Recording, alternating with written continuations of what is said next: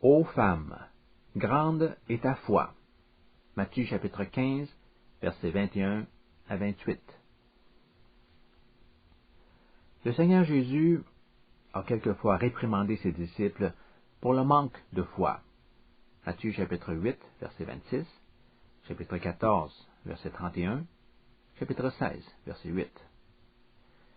Par contre, il a fait l'éloge d'une inconnue en lui disant « Grande est ta foi ». Cette personne n'était même pas juive, mais païenne. Nous apprenons qu'elle descendait des Cananéens, un nom associé péjorativement aux peuplades païennes qui occupaient la Palestine avant la conquête de Josué. Dieu les avait voués à une destruction totale en raison de leur corruption. Et pourtant, malgré les origines de cette femme, Jésus lui dit « Ô femme, grande est ta foi ».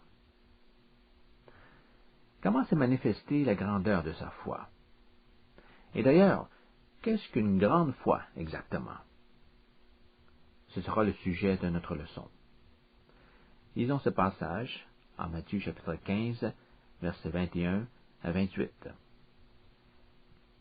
Et Jésus, partant de là, se retira dans les quartiers de Tyr et de Sidon. Et voici, une femme cananéenne de ces contrées-là, sortant, s'écria, lui disant, « Seigneur, fils de David, aie pitié de moi. Ma fille est cruellement tourmentée d'un démon. » Et il ne lui répondit mot. Et ses disciples, s'approchant, le prièrent, disant, « Renvoie-la, car elle crie après nous. » Mais lui, répondant, dit, « Je ne suis envoyé qu'aux brebis perdues de la maison d'Israël. » Et il vint et lui rendit hommage, disant, « Seigneur, assiste-moi. » Et lui, répondant, dit, « Il ne convient pas de prendre le pain des enfants et de le jeter aux chiens. » Et elle dit, « Oui, Seigneur, car même les chiens mangent des miettes qui tombent de la table de leur maître. » Alors Jésus, répondant, lui dit, « Ô femme, grande est ta foi, qu'il te soit fait comme tu veux. » Et dès cette heure, sa fille fut guérie. Ô femme, grande est ta foi. Vous savez, sur la base de ces paroles de Jésus, on peut conclure que cette femme occupe probablement une position plus élevée que celle des apôtres dans le royaume céleste. À ses propres disciples, Jésus a plusieurs fois dit « gens de peu de foi ». Mais à cette Cananéenne, il dit « Ô femme, grande est ta foi ». J'ai la sincère conviction que tout près du trône où Jésus est assis, nous trouverons non pas les 12 apôtres, non pas de célèbres prédicateurs, non pas d'honorables anciens, mais plutôt des personnes insignifiantes, comme cette femme de Canaan, dont on ne connaît même pas le nom. Voilà un bel encouragement pour les croyants qui font peu de bruit, mais dont la foi n'est pas moins vibrante. Car cette mère désespérée n'avait rien qui méritait l'attention. Constatez les faits selon le point de vue d'un Israélite. D'abord, c'était une femme. Dans la société juive du temps, les femmes jouaient un rôle effacé, et on avait coutume d'ignorer leur présence dans les lieux publics. Ajoutez à cela le fait que c'était une femme syro-phénicienne, une cananéenne. Les Juifs voyaient des païens comme des gens pécheurs et impurs. Leur mépris était encore plus grand lorsqu'il s'agissait de Cananéens. Et comme si cela n'était pas assez, il y avait une fille qui était tourmentée par un démon. Verset 22. Qu'est-il arrivé pour qu'elle se retrouve dans une telle condition? Les enfants ne tombe pas spontanément sous le pouvoir des démons, à moins qu'un membre de la famille se soit adonné au spiritisme. Cela soulève tout de suite des questions concernant l'état moral de cette famille. Y a-t-il quelqu'un dans sa famille qui se serait livré à l'influence des esprits impurs par des pratiques occultes? La détresse et le trouble de sa famille ont amené cette mère à Christ. Elle le supplie de guérir la maladie de sa fille. Par sa position de femme, et surtout de païenne, elle ne pouvait prétendre à rien devant un rabbin. Mais cela ne suffisait pas pour l'arrêter. Défiant des règles sociales de cette époque, elle accourt auprès du Seigneur pour implorer sa compassion. Il faut noter que cette femme ne percevait pas Jésus comme un simple faiseur de miracles. À 3 reprises, elle s'adresse à lui par le titre de Seigneur, Kyrie. Seigneur, aie pitié de moi. Seigneur, viens à mon secours. C'est vrai, Seigneur. Versets 22, 25 et 27. Voulait-elle se montrer polie en l'appelant Seigneur? Je ne pense pas que la courtoisie en était la raison. Regardez le verset 22. Non seulement elle s'adresse à Jésus comme Seigneur, mais elle l'appelle aussi Fils de David. Seigneur, Fils de David. Fils de David est un titre typiquement juif, donné au Messie qui devait naître dans la lignée du roi David. L'utilisation du titre Fils de David par un non-juif est tout à fait remarquable. Cette femme possédait manifestement une certaine connaissance du judaïsme. Vivant dans le voisinage de la Galilée, elle avait sans doute entendu parler du Sauveur dont les Juifs attendaient la venue. Ce descendant naturel du roi David devait établir un royaume éternel. Le nom qu'elle donna à Jésus, fils de David, montre qu'elle voyait réellement en lui le Messie promis par le Dieu des Juifs. Une foi authentique se développa en elle. Elle était maintenant prête à l'accepter comme son Seigneur, son Maître. Et c'est pourquoi elle appelle Seigneur, Fils de David. Nous voyons qu'elle a su mettre en pratique sa foi en Christ dans le contexte de la souffrance de sa fille. Et s'est dite, ce rabbin est celui en qui les Juifs espèrent le salut. J'irai à sa rencontre, et je lui dirai, Seigneur, Fils de David, tu es le Messie promis, celui qui apporte de l'espoir aux désespérés et le salut à ceux qui sont perdus. Aie de la sympathie pour ma misère. S'il te plaît, aide-moi. Et c'est exactement ce qu'il fit. Jésus entendit sa requête, mais garda le silence.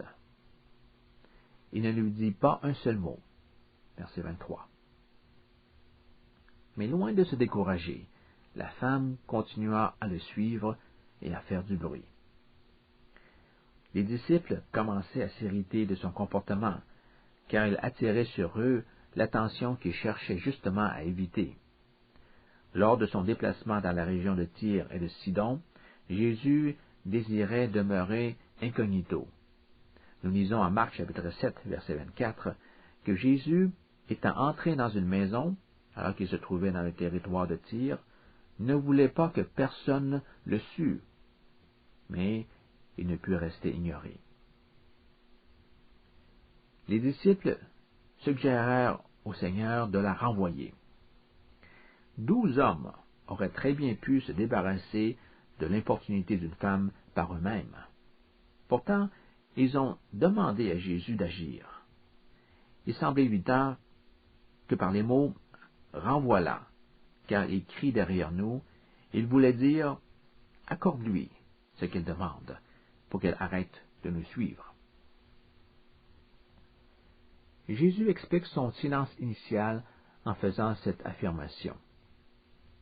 Je n'ai été envoyé qu'aux brebis perdues de la maison d'Israël. Verset 24. Sa mission personnelle concernait les Juifs seulement, ceux de la maison d'Israël. Le tour des gentils viendra plus tard. Selon le plan divin, l'Évangile sera porté au monde païen seulement après la résurrection du Christ. Je n'ai pas la tâche d'aller vers les païens, dit Jésus. Mon ministère ne vise que la nation juive. Or, tu n'appartiens pas à cette nation. Tes ancêtres viennent du pays des Canaan. Je n'ai donc pas de faveur à te donner. Mais ce refus apparent ne la découragea pas. Une fois encore, il supplia Jésus de l'aider. Seigneur, secours-moi. Verset 25. Par ces trois mots, elle semble exprimer cette pensée. Je ne comprends vraiment pas pourquoi tu dois restreindre ta mission de cette façon. Mais je sais une chose, ta puissance n'a pas de limite, et tu peux redonner la santé à ma fille. Je t'en prie, aide-moi. Notez également le geste qui accompagne ces mots. Elle vint se prosterner devant lui. Verset 25. Elle s'adresse à lui comme Seigneur, et devant son Seigneur, elle lui exprime son adoration avec humilité. Après l'absence de réaction de la part de Jésus au verset 23, puis sa déclaration concernant les limites de son ministère au verset 24, le verset 26 rapporte maintenant des paroles qui paraissent encore plus blessantes. Le Seigneur lui dit, « Il ne convient pas de prendre le pain des enfants et de le jeter aux chiens. » Jésus parle maintenant en termes figurés des limites de sa mission terrestre. Sa métaphore aurait pu être perçue dans n'importe quelle culture comme une pure diffamation chez ceux que les chiens représentent. Jésus utilise ici le langage coutumier d'un juif dans lequel les chiens symbolisent les païens et les enfants sont les Israélites. C'est comme si Jésus disait à la femme, « Les païens sont dans la même situation que les chiens. Ils sont impurs. Ils n'ont pas part à l'alliance divine. Et c'est justement ton cas. » Comment réagit-elle? Je ne m'attendais pas à entendre une réponse aussi arrogante de ta part. J'avais des sentiments très favorables sur ta personne. Et je pensais que tu étais quelqu'un de compatissant. Et qu'est-ce que je constate? Ton esprit sectaire est à la ressemblance de bien des chefs religieux. Tu n'es qu'un autre bigot juif.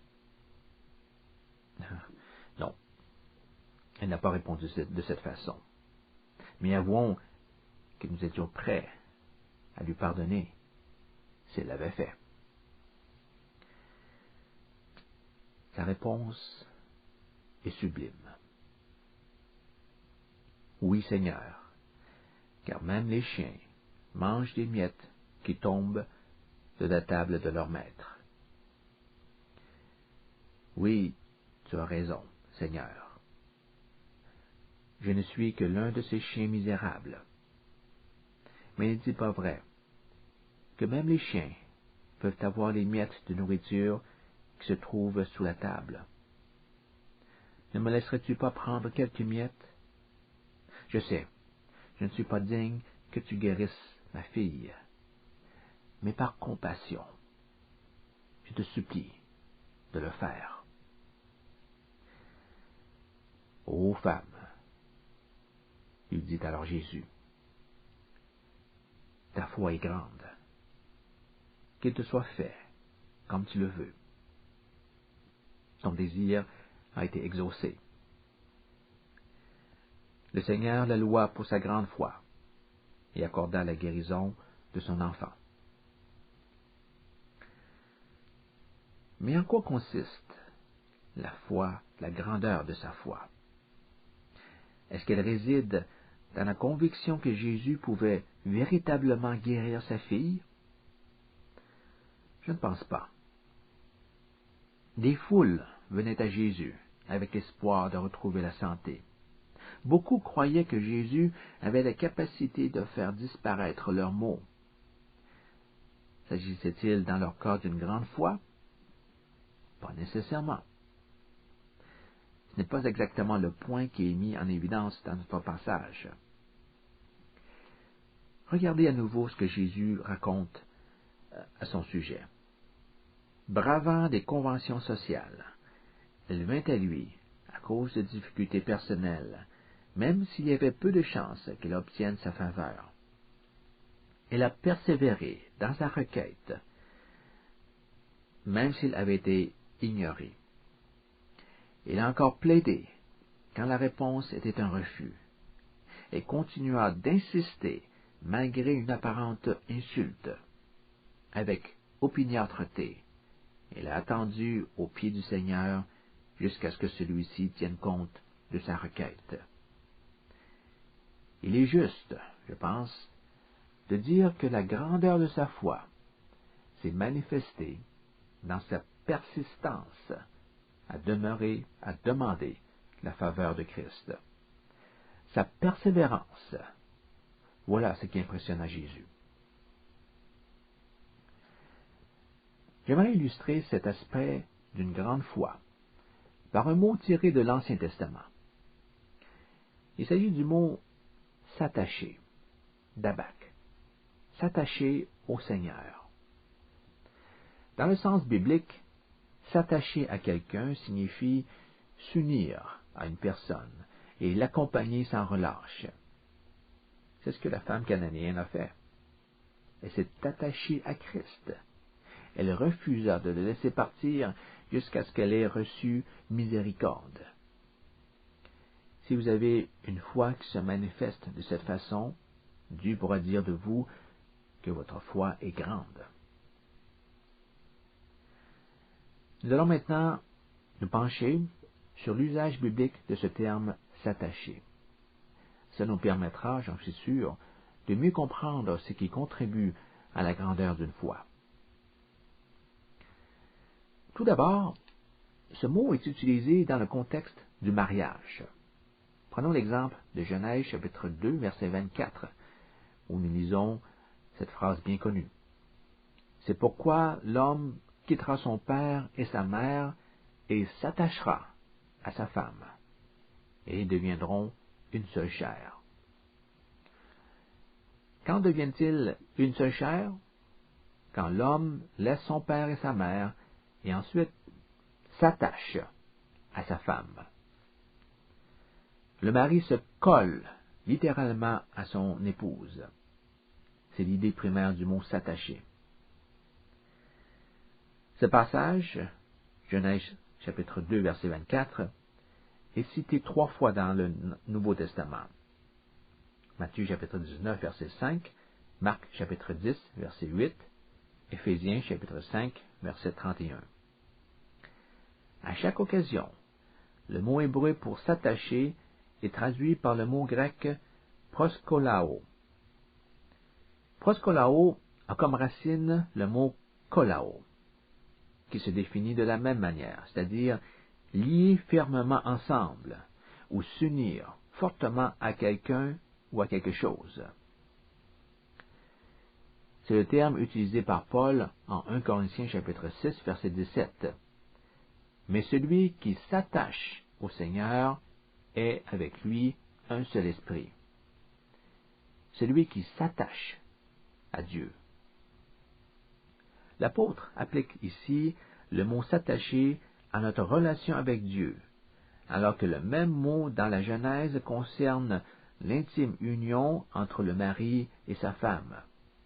Celui qui s'unit au Seigneur, celui qui s'attache à lui, devient une seule personne avec lui.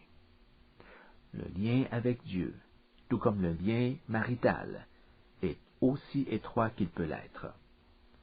De même que l'homme et la femme s'unissent pour former une seule chair, Christ s'unit en esprit à chaque croyant qui s'attache et se donne complètement à lui. Revenons à l'Ancien Testament. Sous l'Ancienne Alliance, il ne fait pas de doute que cet attachement reflète l'intimité qui devait exister entre Dieu et son peuple. Et c'est également la relation que Dieu désire entretenir avec nous aujourd'hui. Voici l'instruction qu'il a prescrite à Israël en Deutéronome chapitre 10, verset 20. Tu craindras l'Éternel, ton Dieu, tu le serviras, tu t'attacheras à lui, et tu jureras par son nom. Tels étaient les devoirs de l'Israélite. Il se devait tout entier à son Dieu, que ce soit en parole, tu jureras, en acte, tu serviras, ou en disposition intime, tu t'attacheras. Que se produira-t-il quand il s'attache ainsi au Seigneur? Lisons Deutéronome chapitre 11, versets 22 et 23. Car si vous observez tous ces commandements que je vous prescris, et si vous les mettez en pratique pour aimer l'Éternel, votre Dieu, pour marcher dans toutes ses voies, et pour vous attacher à lui, l'Éternel chassera devant vous toutes ces nations, et vous vous rendrez maître de nations plus grandes et plus puissantes que vous. Notez bien ceci. Si vous faites cela, l'Éternel chassera à votre profit les autres nations. Autrement dit, en vous attachant au Seigneur, celui-ci vous rendra victorieux. À cet égard, je dois vous parler d'Ézéchias. L'Ancien Testament fait l'éloge de ce personnage. Ézéchias fut l'un des meilleurs rois qu'Israël ait jamais connu. En 2 Rois chapitre 18, verset 5, nous lisons que parmi tous les rois de Juda qui vinrent après lui ou qui le précédèrent, il n'y eut point de semblable à lui. Dans quel sens n'y a-t-il pas eu de roi comme lui dans l'histoire d'Israël? Dans son attachement au Seigneur. Personne ne s'est attaché à Dieu autant que lui. C'est ce que le verset suivant nous révèle. Il demeura attaché à l'Éternel. Et en s'attachant à Dieu, il ne s'écarta pas de lui et observa les commandements. Verset 6. Durant le règne d'Ézéchias, une victoire miraculeuse se produisit. Le roi d'Assyrie voulait prendre le contrôle de Jérusalem. Une lettre fut envoyée personnellement à Ézéchias pour le forcer à abdiquer. L'armée assyrienne, qui semait la terreur parmi les nations du monde à cette époque, mit le siège devant la capitale. Que pouvait Ézéchias et son peuple devant une telle puissance militaire? Toute tentative de résistance semblait futile. Mais au lieu de se laisser convaincre, au lieu de se laisser vaincre par le désespoir, Ézéchias se rendit au temple en apportant la lettre et il ouvrit son cœur devant Dieu. Il le supplia d'intervenir à la faveur d'Israël afin que tous les royaumes de la terre sachent que lui seul, Yahvé, est Dieu. 2 Rois chapitre 19, verset 19. Même si les circonstances étaient totalement à son désavantage, Ézéchias garda sa confiance en l'Éternel et demeura attaché au Seigneur. Dieu répondit à Ézéchias par la voix du prophète Ésaïe, avec un message d'espoir, et s'engagea à défendre son peuple. Soyez sans crainte, car vous n'aurez pas à vous battre. Pas une seule flèche ne sera lancée. Le roi des Assyriens n'entrera pas dans la ville. Il retournera chez lui sans vous toucher. 2 Rois chapitre 19, versets 32 et 33. Et Dieu fit ce qu'il a promis. Dans la nuit qui suivit cette annonce, un ange destructeur vint exterminer le corps principal de l'armée assyrienne, faisant mourir 185 000 hommes. Ceci força le roi ennemi à battre aussitôt en retraite. Cette victoire israélienne fut le résultat de la prière d'un homme qui s'est attaché au Seigneur. Cet homme était le roi Ézéchias. Nous l'avons dit plus tôt, et je le répète, celui qui s'attache au Seigneur a l'assurance de mener une vie victorieuse. Pour conclure, j'aimerais vous donner un autre exemple d'attachement.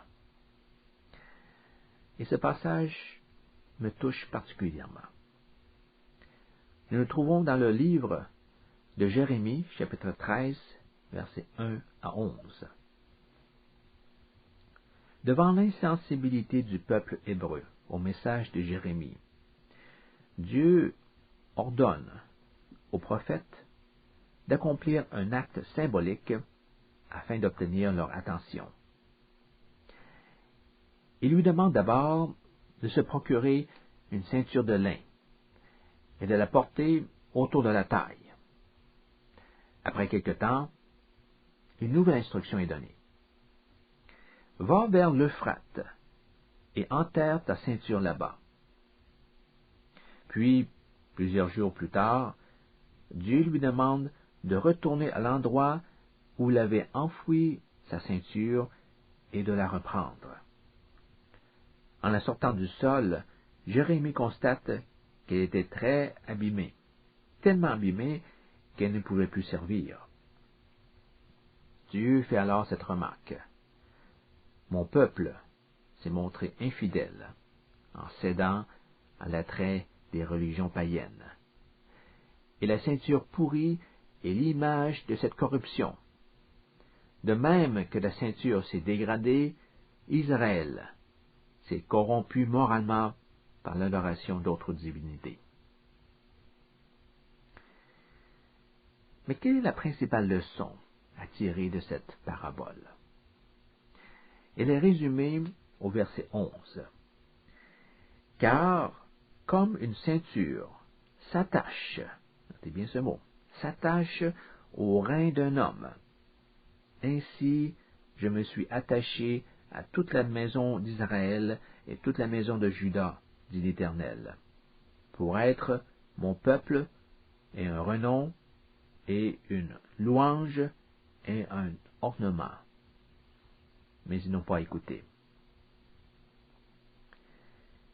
Il y a dans le symbole de la ceinture quelque chose d'émouvant. Voyez-vous, cette ceinture représentait Israël et Juda. La ceinture attachée au rein de Jérémie était une façon imagée par laquelle Dieu décrivait aux fils des maisons d'Israël et de Juda la relation intime qu'il aurait voulu établir entre eux et lui. Il voulait que la nation soit comme une ceinture ajustée autour de ses reins. Attachez-vous à moi, dit l'Éternel, afin que vous soyez pour moi un peuple. Comment devenons-nous pour lui un peuple? En s'attachant à sa taille, comme une ceinture. Et non seulement devenons-nous son peuple, nous devenons aussi son nom, sa louange et sa gloire au milieu des peuples de la terre. C'est précisément la position qu'avait la femme syrophénicienne par rapport à Christ. Elle était comme une ceinture fixée à sa taille. Elle s'est attachée fermement à Jésus. Par sa foi persévérante, elle est devenue son nom, sa louange et sa gloire. Et plus encore, cette Cananéenne d'origine fait maintenant partie du peuple de Dieu.